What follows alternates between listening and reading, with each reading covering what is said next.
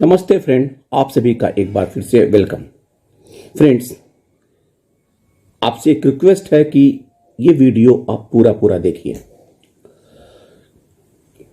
Veg negotiation चल रहा था 12th बाईपार्टाइट का। In the mean time x gratia का मामला आया। पेंशन अपडेशन के बदले में x gratia. Bank employees, bank pensioner सब इसी कॉम्प्लेक्स में उलझ के रह गए। क्या होना है, क्या नहीं होना है। 7 इंपॉर्टेंट डेट्स की बात करते हैं। 7/12 को MOU साइन हुआ 12th बाईपार्टाइट का, और कुछ बातें उसमें निकल के आई कि 17% हाइक पे स्लिप पे, 3% बेसिक पे लोड, 8088 पॉइंट का मर्जर, और कुछ चार्ट्स निकल के बाहर आया।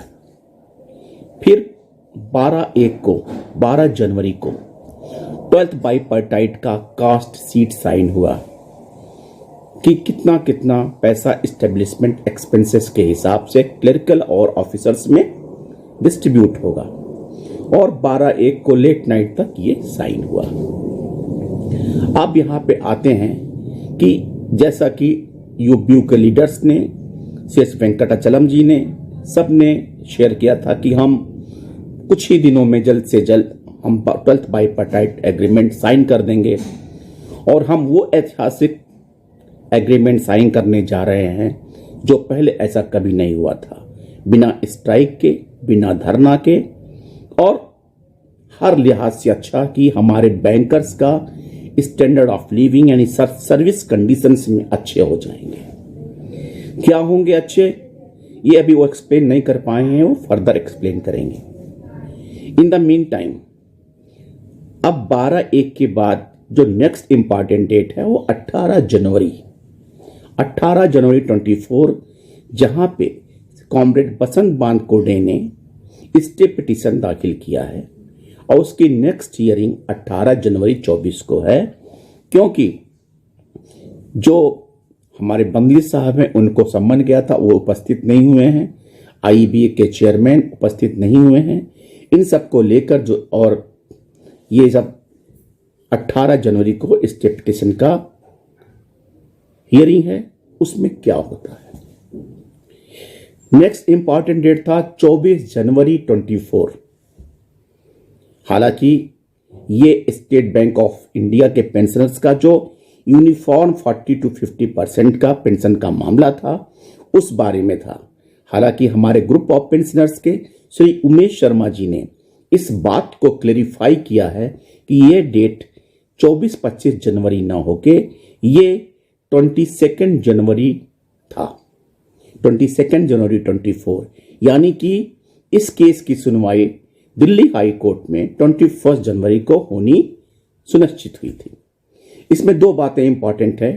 एक बात ये कि उमेश शर्मा जी ने क्लेरिफाई किया था कि federation of state bank of India pensioner ने केवल 40 to 50% का केस लगाया था, जबकि ग्रुप ऑफ पेंशनर्स के श्री उमेश शर्मा जी का केस में 4 पॉइंट थे।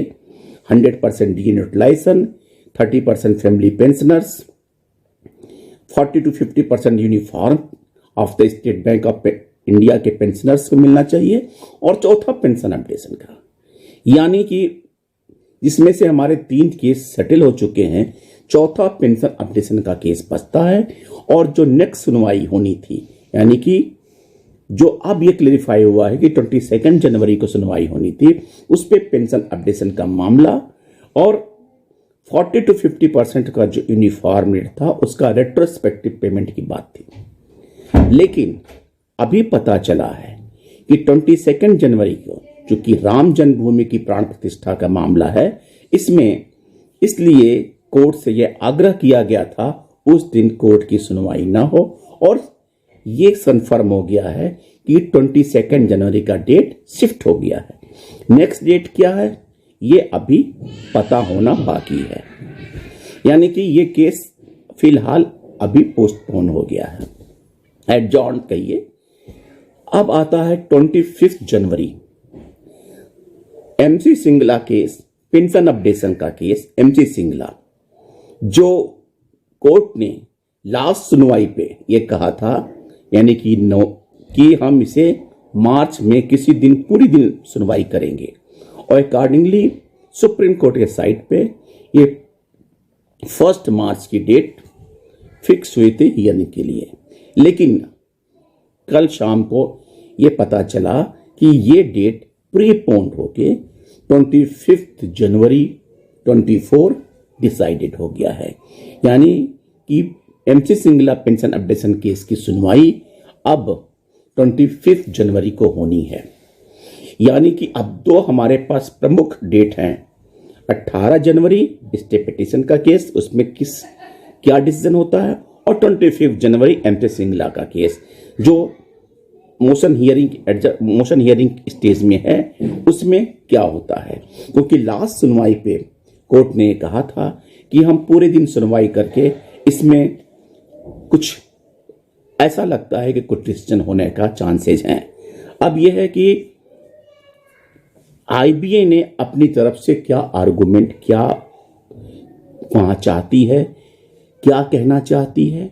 क्या IBA चाहती है कि ये कोर्ट में कहने के लिए कि चूंकि कास्ट इम्प्लीकेशन की वजह से हम पेंशन अपडेशन के बजाय पेंशनर को इंटरिम रिलीफ देने के लिए हम एक्स ग्रेसिया ऑफर कर रहे हैं, और हम इस बारे में फर्दर डिस्कशन करेंगे ताकि कोर्ट के सामने ये कहने में कि उन्हें राहत मिल सके।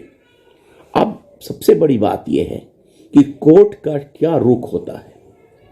क्या कोर्ट इस बात को रियलाइज करेगी कि नहीं, पेंशनर का ये मुद्दा बहुत दिन से चल रहा है और इसमें लगभग 7.5 लाख पेंशनर इन्वॉल्व हैं, उनके बेनिफिट को देखते हुए IBA की बात से कितना सहमत हो पाती है। कोर्ट चाहे तो यह भी कह सकती है कि आप इंटरिम रिलीफ दीजिए, लेकिन इस मामले को, इस पेंशन अपडेशन का मामला, क्योंकि उनका जो असली मुद्दा होगा केस का, वो पेंशन रेगुलेशन 1995 के परिप्रेक्ष्य में होगा कि वो एक्ट क्या कहता है।